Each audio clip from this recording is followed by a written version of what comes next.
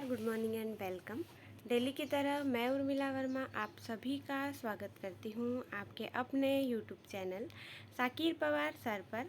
आज की Sunday special class में हम पढ़ेंगे टोक्यो ओलंपिक के बारे में, ठीक है, जिसमें कुछ मोस्ट इम्पॉर्टेंट फैक्ट्स हैं क्योंकि जो टोक्यो ओलंपिक है ये बहुत 121 साल पुराना है एंड इसमें जो है पहली बार भारत को गोल्ड मेडल मिला है, तो बहुत इम्पॉर्टेंट हो जाता है। इसके बारे में जो भी अपडेटेड इन्फॉर्मेशन है वो आपको पता होनी चाहिए, ठीक है। आज का लेक्चर स्टार्ट करते हैं टोक्यो ओलंपिक के साथ। यहाँ पे है टोक्यो ओलंपिक जो है हमारा, यहाँ पे कितने देश हैं? 250 देश हैं जो टोक्यो ओलंपिक में जिन्होंने पार्टिसिपेट किया, ठीक है। यहाँ पे कितने एथलीट लोगों ने भाग लिया था? 11,000 एथलीट थे यहाँ पर। टोक्यो ओलंपिक कब से कब तक हुआ? 23 जुलाई से 8 अगस्त तक इसे मनाया गया, ठीक है। उसके बाद टोक्यो ओलंपिक में 33 गेम्स को आयोजित किया गया था कि यहाँ पर टोक्यो ओलंपिक में 33 खेल प्रतियोगिताएं आयोजित की जाएंगी और यहाँ पे 339 इवेंट्स होंगे, ठीक है। इन 33 खेलों के अंदर 339 इवेंट्स यहाँ पे आयोजित किए जाएंगे। अब बात करते हैं नीरज चोपड़ा की, जो कल से आपके चर्चा में बने हुए हैं। जो नीरज चोपड़ा हैं, इन्होंने भारत को एथलेटिक्स में पहला गोल्ड दिलाया है। ये बहुत ही गर्व एंड प्राउड की बात हो जाती है कि भारत को एथलेटिक्स में पहला गोल्ड दिलाया है, ठीक है। अब यहाँ पे बात करें, नीरज चोपड़ा ने क्वालिफाइंग राउंड में 86.65 मीटर थ्रो किया था, ठीक है। उन्होंने कितना, क्वेश्चन आता है नीरज चोपड़ा ने क्वालिफाइंग राउंड में कितना मीटर थ्रो किया? ऑप्शन है आपके 86.65, 87.65, तो हमारा सही आंसर यहाँ पे हो जाता है 86.65। और अपने ग्रुप में ये प्रथम स्थान पर या पहले नंबर पर रहे थे। जो नीरज चोपड़ा हैं वो 86.65 मीटर थ्रो के साथ अपने ग्रुप में इन्होंने पहला स्थान प्राप्त किया, ठीक है। नेक्स्ट क्वेश्चन की हम बात करते हैं।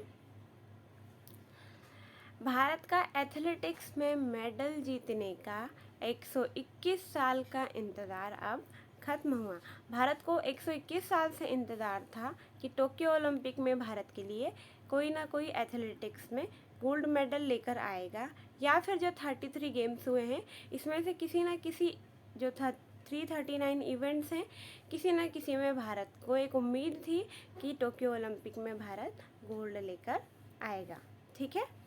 तो हमारे भारत का 121 साल का इंतज़ार यहाँ पे ख़त्म हो जाता है और जेवलिन थ्रोवर नीरज चोपड़ा ने भारत को इस स्पोर्ट्स में क्या किया है? गोल्ड मेडल दिलाया है। उन्होंने फाइनल में 87.58 मीटर का थ्रो किया और सीधे गोल्ड पर क्या किया? इन्होंने निशाना साधा। देखिए, जो प्लेयर्स होते हैं वो बहुत मेहनत करते हैं। आपको पता है, अगर आप किसी एग्ज़ाम के लिए प्रिपेयर होते हैं तो आपको बहुत मेहनत करनी पड़ती है। उसी तरीके से अगर आप किसी स्पोर्ट्स में एंटर होते हैं, आपको बहुत मेहनत करनी पड़ती है। यदि आपको अपने देश के लिए लड़ना है, आपको अपने देश के लिए गोल्ड लेना है, बहुत मेहनत करनी पड़ती है, ठीक है। तो इन्होंने फाइनल में 87.58 मीटर का थ्रो किया, ठीक है। तो अभी जो फाइनल हुआ था उसमें 87.58 मीटर का इन्होंने थ्रो किया है और सीधे इन्हें, जैसे ही इन्होंने ये थ्रो किया है, ये सीधे क्या हो गए हैं? गोल्ड के अधिकारी, और इन्हें क्या मिल गया है? गोल्ड मिला है। 2018 गोल्ड कोस्ट कॉमनवेल्थ गेम्स में गोल्ड की अगर हम बात करते हैं तो 2016 जूनियर वर्ल्ड चैम्पियनशिप में इन्हें गोल्ड मिला था, ठीक है। 2017 एशियन चैम्पियनशिप में सिल्वर मिला था, ठीक है। और 2018 जकार्ता एशियन गेम्स में इन्हें गोल्ड मिला था। ये बहुत इंपॉर्टेंट फैक्ट्स हो जाते हैं जो आपको नीरज चोपड़ा के बारे में पता होना चाहिए। 2016 में वर्ल्ड चैम्पियनशिप में गोल्ड, 2017 में एशियन चैम्पियनशिप में सिल्वर एंड 2018 में जकार्ता एशियन गेम्स में इन्हें गोल्ड मिला है। अब बात करते हैं नीरज चोपड़ा जी के बारे में। इनका जन्म हुआ है 24 दिसंबर 1997 में, ठीक है। इनका जन्म स्थान की अगर हम बात करें तो कहाँ पर है? खंडरा, पानीपत, हरियाणा, जो हमारे भारत में पड़ता है, ठीक है। इनका जन्म कहाँ हुआ है? खंडरा, पानीपत, हरियाणा। अब यहाँ पे बात करें, अर्जुन पुरस्कार इन्हें दिया गया है 2018 में, ठीक है। अगर आपसे क्वेश्चन में पूछा जाता है नीरज चोपड़ा को अर्जुन पुरस्कार कौन से सन में दिया गया, तो आपको पता होना चाहिए 2018 में। ये इनका जन्म स्थान क्या है? तो खंडरा, पानीपत, जो कहाँ है? हरियाणा में, और हरियाणा कहाँ है? भारत में, ठीक है।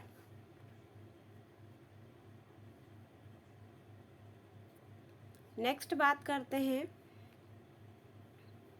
देखिए जो गोल्ड मेडल होता है ये आधा किलो का एक मेडल होता है जिसमें 6 ग्राम सोना होता है, ठीक है। अगर इसकी हम थोड़ी सी डीप में बात कर ले, ये देखिए, और यहाँ पर इसका व्यास अगर पूछते हैं गोल्ड मेडल का व्यास कितना होता है, तो 85 mm इसका व्यास होता है, ठीक है, या डायमीटर इसका व्यास होता है। वजन की अगर हम बात करते हैं तो हमारा जो गोल्ड मेडल है उसका वजन होता है 556 ग्राम, ठीक है।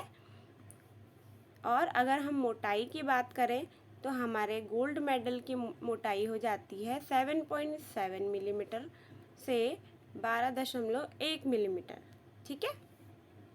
ये कुछ इम्पॉर्टेंट चीज़ें हैं जो आपको पता होनी चाहिए। ऐसे ही हम सिल्वर की बात करें तो इसका व्यास हो जाता है 85 मिलीमीटर, इसका वजन हो जाता है 550 ग्राम, ठीक है। सिल्वर इसमें कितना होता है? तो सिल्वर इसमें होता है 550 ग्राम, और इसका वजन भी कितना है? 550 ग्राम।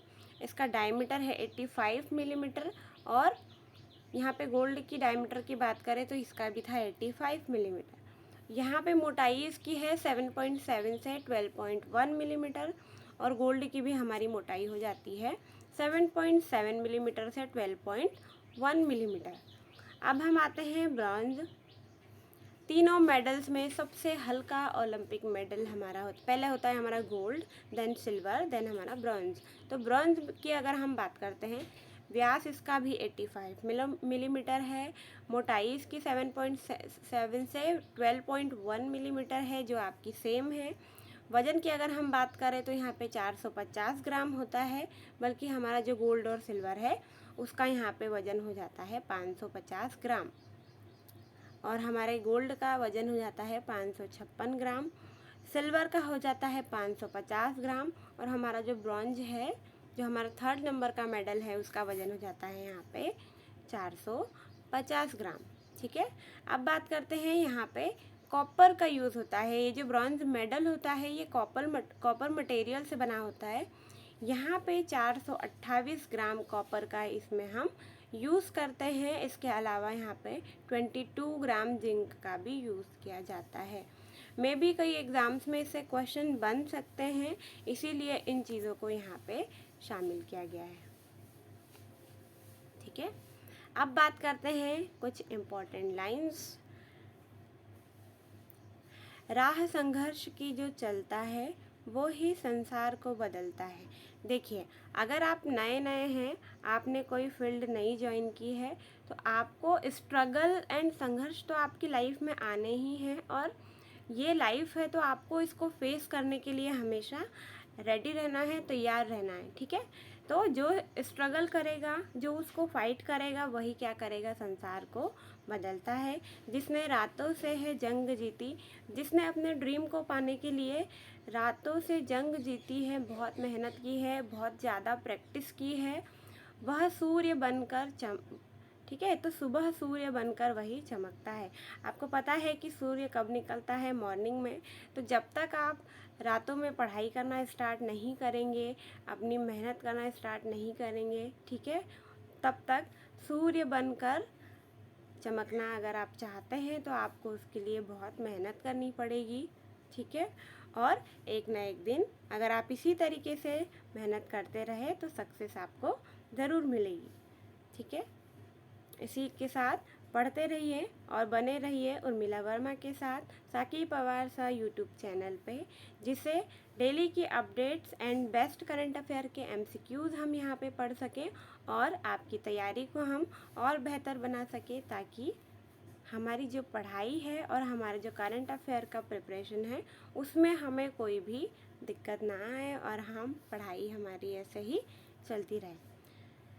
ज़्यादा से ज़्यादा आपके जो फ्रेंड्स हैं जो गांव में रहते हैं, अगर वो करंट अफेयर्स पढ़ना चाहते हैं तो आप प्लीज़ लेक्चर को शेयर कीजिएगा एंड चैनल को आप सब्सक्राइब भी कर सकते हैं एंड शेयर कीजिएगा, ताकि ज़्यादा से ज़्यादा लोगों तक ये जो हमारी अपडेट्स हैं वो पहुंच सके, क्योंकि कुछ अपडेट से डायरेक्टली आपके एग्ज़ाम में क्वेश्चन पूछे जाते हैं। Thank you for watching.